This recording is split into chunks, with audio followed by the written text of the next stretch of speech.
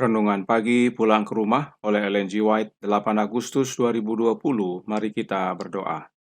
Bapa kami yang di sorga, Allah pencipta langit dan bumi, laut dan segala isinya, Allah yang maha besar, satu-satunya Allah yang benar, yang kami sembah selalu melalui anakmu yang tunggal, Yesus Kristus.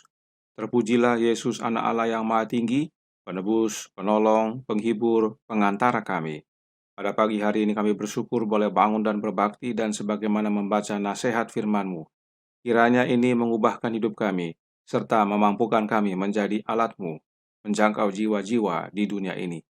Beserta kami sepanjang perbaktian ini kehendak-Mu yang jadi, karena kami berdoa hanya melalui anak Allah yang tunggal, Yesus Kristus yang adalah Tuhan dan Juru Selamat kami. Amin. Renungan hari ini akan dibacakan oleh Saudara Ferdinand Wentuk. Silakan, Saudara Ferdinand. Shalom, selamat pagi. Renungan pagi kita 8 Agustus dengan judul Misi Jemaat.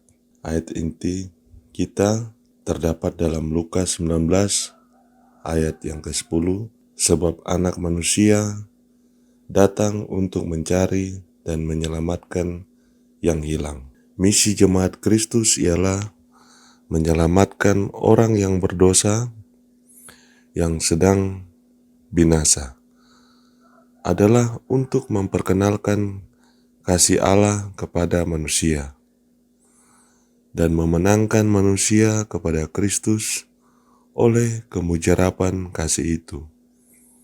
Kebenaran pada zaman ini haruslah diberitakan ke seluruh sudut-sudut gelap dunia ini, dan pekerjaan ini harus dimulai dari rumah. Pengikut Kristus janganlah menghidupkan kehidupan yang mementingkan diri sendiri, tetapi diilhami oleh Roh Kristus. Mereka haruslah bekerja selaras dengan Kristus. Ada penyebab untuk sikap dingin dan ketidakpercayaan ini. Cinta dunia dan kepedulian hidup memisahkan jiwa dari Tuhan. Air kehidupan harus ada di dalam kita dan mengalir keluar dari kita, bermunculan menjadi hidup yang kekal. Kita harus mencari tahu apa yang sedang Tuhan kerjakan. Jika orang Kristen menikmati cahaya kehidupan, mereka harus meningkatkan upaya mereka untuk membawa orang lain ke pengetahuan tentang kebenaran. Kehidupan mereka harus dicirikan oleh pengerahan tenaga dan pengorbanan untuk melakukan kebaikan kepada orang lain.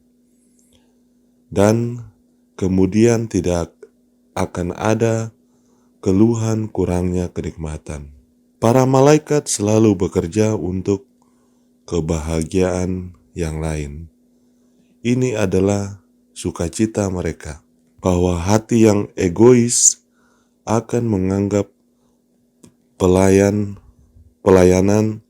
yang memalukan, melayani orang-orang yang celaka, dan dalam segala hal yang lebih rendah dalam karakter dan pangkat adalah pekerjaan para malaikat yang murni dan tidak berdosa di istana kerajaan surga. Roh kasih yang rela berkorban dari Kristus adalah roh yang melingkupi surga dan merupakan pokok dari kebahagiaan. Mereka yang tidak merasakan kesenangan khusus dalam mencari untuk menjadi berkat bagi orang lain, dalam bekerja, bahkan dalam pengorbanan untuk melakukan kebaikan, tidak dapat memiliki Roh Kristus atau surga, karena mereka tidak memiliki persatuan dengan pekerjaan malaikat surgawi dan tidak dapat berpartisipasi dalam kebahagiaan yang memberikan sukacita yang tinggi kepada mereka. Jika sukacita para malaikat adalah melihat orang-orang berdosa bertobat, bukankah itu akan menjadi sukacita orang-orang berdosa diselamatkan oleh darah Kristus untuk melihat orang lain bertobat dan berbalik kepada Kristus melalui perantaraan mereka dalam bekerja selaras dengan Kristus dan para malaikat kudus. Kita akan mengalami sukacita yang tidak dapat direalisasikan selain dari pekerjaan ini. Asas salib Kristus membawa semua orang yang percaya di bawah kewajiban besar untuk menyangkal diri, memberikan cahaya kepada orang lain, dan memberi mereka sarana untuk memperluas terang. Jika mereka berhubungan dengan surga, mereka akan terlibat dalam pekerjaan selaras dengan para malaikat. Testimony for the Church, Jilid 3, halaman 381-382. Terima kasih. Terima kasih atas penata layanan Saudara Ferdinand. Tuhan Yesus memberkati. Saudaraku dalam Tuhan, renungan hari ini dikutip dari buku Testimonies for the Church, volume 3, bab 33. Dan perhatikan kalimat berikut ini dari renungan hari ini. Pulang ke rumah halaman 237 paragraf 1 yang berkata, pengikut Kristus janganlah menghidupkan kehidupan yang mementingkan diri sendiri, tetapi diilhami oleh Roh Kristus. Mereka haruslah bekerja selaras dengan Kristus. Buku Testimonies for the Church diterbitkan saat Nyonya White masih hidup di tahun 1872 atau 26 tahun sebelum buku Kerinduan Segala Zaman diterbitkan tahun 1898. Nyonya White menyatakan bahwa untuk bekerja selaras dengan Kristus, kita harus diilhami oleh Roh Kristus. Kemudian kita lihat kutipan berikut ini dari The Watchman, Juni 12, 1906, paragraf 7, yang berkata, jika kita memiliki Roh Kristus, kita akan bekerja sebagaimana Dia bekerja. Kita akan menangkap ide-ide dari orang dari Nazaret dan menyajikannya kepada orang-orang. Kutipan yang kedua menyatakan hal yang sama, bahwa untuk bekerja selaras dengan Kristus, kita harus memiliki Roh Kristus. Kutipan tersebut Nyonya White tulis tahun 1906 atau 8 tahun setelah buku Kerinduan Segala Zaman diterbitkan. Bisa lihat, Nyonya White sama sekali tidak berubah. Sebelum dan sesudah terbitnya buku Kerinduan Segala Zaman, tidak ada perubahan. Nyonya White tetap non-trinitas, karena pergerakan Advent sejak awal berdiri adalah non-trinitas. Hal ini diakui oleh sejarawan gereja Advent. Sekedar info, di tahun 1908, pekabaran yang sama Nyonya White sampaikan bahwa untuk bekerja sama dengan Kristus, kita harus memiliki Kristus tinggal di dalam hati kita oleh iman, dan itu melalui kehadiran Roh-Nya yang kudus, Roh Kristus. Perhatikan, Nyonya White menuliskan dalam Review and Herald, Juni 10, 1890, paragraf 2, yang menyatakan, ada dua roh di dalam dunia ini, Roh Kristus dan Roh Antikristus. Apakah Roh Antikristus sama dengan roh jahat? Sudah pasti. Karenanya, tidak heran Nyonya White menyatakan bahwa Roh Kudus adalah Roh Kristus, dan bahwa penghibur itu adalah Kristus itu sendiri. Di tahun 1909, Nyonya White menuliskan dalam Testimonies volume 9, halaman 189 yang berbunyi, mereka punya satu Allah dan satu juru selamat dan satu roh, Roh Kristus, untuk membawa kesatuan dalam barisan mereka. Jadi, Nyonya White sama sekali tidak berubah. Istilah oknum ketiga atau third person bukanlah tentang adanya oknum lain yang bukan Yesus, tetapi bentuk kata ganti orang ketiga untuk Roh Kristus. Perhatikan ayat inti renungan hari ini yang berkata dalam Lukas 19 ayat 10. Karena anak manusia datang untuk mencari dan menyelamatkan yang terhilang. Pertanyaan, siapakah anak manusia yang Yesus maksudkan? Dirinya sendiri. Yesus bukan berbicara tentang orang lain, tetapi tentang dirinya sendiri. Inilah yang disebut dengan bentuk kata ganti orang ketiga, atau dalam bahasa Inggris disebut third person, atau berbicara dalam bentuk kata orang ketiga yang menyatakan dirinya seolah-olah adalah orang lain. Perhatikan Roh Nubuat menuliskan dalam Kerinduan Segala Zaman, buku kedua, halaman 451, paragraf 3, yang berbunyi, mereka tidak memikirkan bahwa oknum yang menjadi pokok percakapan mereka sedang berjalan di samping mereka karena Kristus menyinggung tentang dirinya seakan-akan ia orang lain. Dalam dunia bahasa dan menulis ada istilah yang dikenal dengan kata ganti orang pertama, kata ganti orang kedua, dan kata ganti orang ketiga. Kata ganti orang ketiga artinya berbicara tentang diri sendiri, namun seolah-olah berbicara tentang orang lain. Nah, dalam sebuah pembicaraan, ada yang berbicara dan ada yang mendengar. Yang berbicara disebut orang pertama, dan yang mendengar disebut orang kedua. Yesus dalam peristiwa ke Emmaus ini adalah orang pertama, sebab dia yang banyak menjelaskan tentang firman Allah kepada kedua murid tersebut, dan kedua murid tersebut adalah orang kedua. Nah, Yesus bisa saja berkata sebagai orang pertama dengan menyatakan, saya adalah Yesus yang telah dinubuatkan Musa, dan seterusnya dan seterusnya, sehingga kedua murid tersebut dapat langsung mengenal siapa yang sedang berbicara.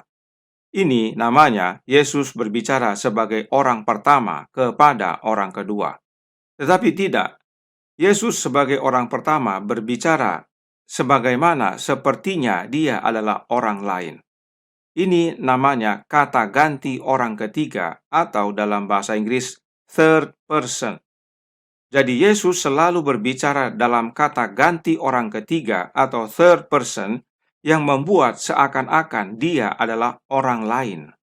Itu sebabnya kedua murid tersebut belum mengenal dia sampai nanti mereka tiba di rumah, dan saat Yesus berdoa memecah-mecahkan roti, barulah mereka mengenal dia. Apa bukti yang perlu diketahui oleh umat? Roh Nubuat sama sekali tidak ada menuliskan tentang oknum kedua atau second person dan oknum pertama atau first person dalam menyatakan kealahan. Sebab itu, istilah third person yang digunakan Roh Nubuat bukan untuk menyatakan adanya orang ketiga, tetapi bentuk kata ganti orang ketiga. Nah, apakah Roh Nubuat selaras dengan Alkitab dalam hal ini? Perhatikan renungan hari ini berkata, dalam Pulang ke Rumah halaman 237 paragraf 2, yang berbunyi, air kehidupan harus ada di dalam kita dan mengalir keluar dari kita, bermunculan menjadi hidup kekal. Kita harus mencari tahu apa yang sedang Tuhan kerjakan. Sebelum kita lanjutkan, perlu ada perbaikan terjemahan. Tulisan yang berwarna kuning dalam bahasa Inggris berkata, we must work out what God works in. Arti yang sebenarnya adalah kita harus mengerjakan keluar apa yang Allah kerjakan di dalam. Apa buktinya bahwa kalimat tersebut harus mempunyai arti demikian? Lihat kalimat sebelumnya. Air kehidupan harus ada di dalam kita, artinya yang Allah kerjakan, dan mengalir keluar dari kita, bermunculan menjadi hidup kekal. Nah, perhatikan Alkitab menjelaskan tentang air hidup dalam Yohanes 7 ayat 37 sampai 39 yang berbunyi, dan pada hari terakhir, yaitu pada puncak perayaan itu, Yesus berdiri dan berseru, barang siapa haus, baiklah ia datang kepadaku dan minum. Barang siapa percaya kepadaku seperti yang dikatakan oleh kitab suci, dari dalam hatinya akan mengalir aliran-aliran air hidup. Yang dimaksudkannya ialah roh yang akan diterima oleh mereka yang percaya kepadanya. Sebab roh itu belum datang karena Yesus belum dimuliakan. Perhatikan, Yesus menggambarkan roh itu sebagai air hidup. Inilah yang Tuhan kerjakan di dalam kita, supaya nanti kita kerjakan keluar dari diri kita, yaitu yang dari dalam hatinya akan mengalir aliran-aliran air hidup. Ya. Siapa yang percaya kepada Yesus yang adalah air hidup, Yohanes 4 ayat 13 dan 14, maka dari dalam hatinya akan mengalir aliran air hidup yang adalah roh. Dan roh itu akan diterima oleh mereka yang percaya kepada Yesus. Sebab roh itu belum datang. Roh mana yang belum datang? Roh Kristus yang dilepaskan dari kemanusiaan Yesus Kristus. Itu akan terjadi saat Yesus dimuliakan nanti. Perhatikan Alkitab menjelaskan tentang pemuliaan Yesus. Yohanes 16 ayat 7 berkata, "Namun benar yang kukatakan ini kepadamu adalah lebih berguna bagi kamu jika aku pergi. Sebab jikalau aku tidak pergi," perhatikan, "penghibur itu tidak akan datang kepadamu. Tetapi jikalau aku pergi, aku akan mengutus dia kepadamu." Yesus berkata, dia harus pergi dulu, baru penghibur bisa datang. Jika Yesus tidak pergi, maka penghibur tidak bisa datang. Artinya, kedatangan penghibur itu bersyarat, tidak otomatis. Apa syaratnya? Yesus harus pulang dan dimuliakan. Kemudian, Ibrani 1 ayat 8 dan 9 berkata, "Tetapi tentang anak ia berkata," ia di sini adalah Bapa, "tahtamu ya Allah, tetap untuk seterusnya dan selamanya, dan tongkat kerajaanmu adalah tongkat kebenaran. Engkau mencintai keadilan dan membenci kefasikan. Sebab itu Allah, Allahmu, telah mengurapi engkau dengan minyak sebagai tanda kesukaan melebihi teman-teman sekutumu." Meski Allah Bapa menyebut Yesus Allah, tetapi dalam ayat 9 Allah Bapa menekankan bahwa dirinya adalah Allahnya Yesus. Ini poin penting yang sering diabaikan atau tidak diperhatikan. Yesus adalah Allah? Ya, karena dia adalah anak Allah, sama alamiahnya. Tetapi Bapa berkata kepada anak, "Aku adalah Allahmu." Nah, kenapa Yesus dimuliakan? Karena Yesus hidup sebagai manusia yang mencintai keadilan dan membenci kefasikan. Dalam pemuliaan Yesus, Allah Bapa mengurapi Yesus dengan minyak. Minyak adalah lambang Roh Kudus. Itu sebabnya Petrus menyaksikan dalam Kisah 2 ayat 32 dan 33. Yesus inilah yang dibangkitkan Allah, dan tentang hal itu kami semua adalah saksi. Dan sesudah ia ditinggikan oleh tangan kanan Allah dan menerima Roh Kudus yang dijanjikan itu, maka dicurahkannya apa yang kamu lihat dan dengar di sini. Petrus akhirnya memahami perkataan Yesus dan menyatakan bahwa mereka bukan mabuk, tetapi menerima roh yang Yesus janjikan, yang Yesus tadi gambarkan sebagai air hidup. Perhatikan Petrus katakan sesudah Yesus ditinggikan, atau dengan kata lain dimuliakan oleh Bapa dan menerima Roh Kudus yang dijanjikan. Artinya Yesus menerima Roh Kudus itu terlebih dahulu, baru sesudah itu dia surahkan kepada umatnya. Roh Kudus siapa yang Yesus terima? Roh Kudus Bapanya.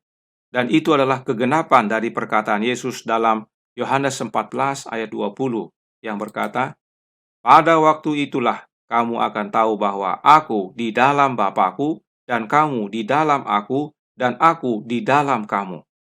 Pada waktu itu, atau dalam bahasa Inggris katakan pada hari itu, adalah hari Pentakosta. Dan apa yang terjadi pada hari itu?